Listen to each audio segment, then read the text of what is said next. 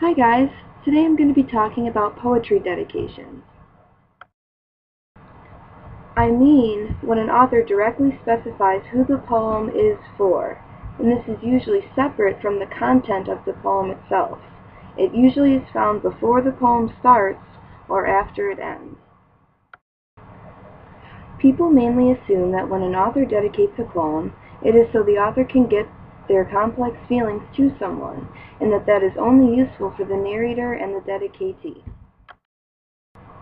I hope to prove that that isn't necessarily true all the time. The reader can actually benefit from these dedications as well.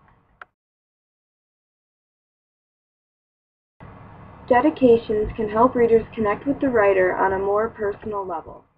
They can also take some of the ambiguity out of the poem without obstructing any of the poem's content. For example, in Natasha Trethewey's elegy, she includes the words, "for my father," before the poem even starts. She includes this right after the title and before the poem even starts. It isn't until line 15 out of 18 that Trethewey even uses the word daughter in the body of the poem. Without the dedication, readers aren't aware of this perspective until almost the end of the entire poem. Since readers go into the poem knowing the perspective it takes, ambiguity is taken away. This allows for a clearer, more enjoyable reading experience. In Joy Harjo's Summer Night, the lack of a dedication can create an unclear poem and reader confusion. Although the title and imagery choices Harjo chooses would suggest the topic of the poem to be about a concept like a summer night, abruptly, in line 15, that reads, "Listen to the wobble of her, spin and dive." This humanistic element has now entered the picture. Since there has been no reference to another character until halfway through the poem, this her could cause confusion and lead the readers to frustration, thus hurting their reading experience. Adding a dedication, though, could prevent this and clarify things for readers. These are just a few examples of how adding a dedication can decrease subtlety and confusion, and in fact benefit the reader as well as the writer. Writers get their feelings across to the right person, and the reader gets to enjoy a clear, concise poem. Okay, so the next thing dedications can do for the reader is help them relate to the writer on a more personal level. This can make the poem more relatable, so readers will comprehend the poem's message and might even gain something from the reading. For example, in class, we looked at poems by D.A. Powell.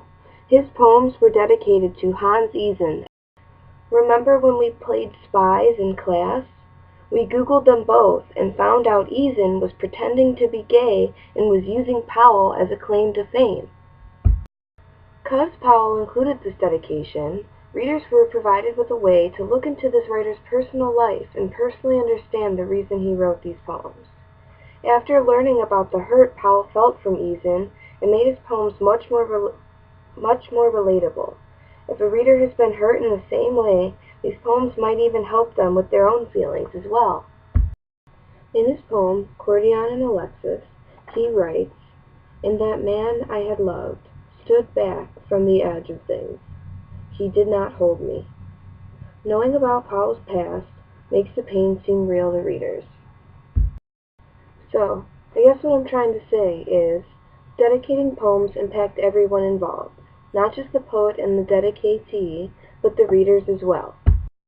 Adding a dedication to a poem will not only help the poet get their thoughts and emotions out and directed to the right person, but they also can create an enriching, relatable experience for their readers. And that should be the goal for any published author. Including a dedication along with the poem can ensure that readers will get the most out of the poem.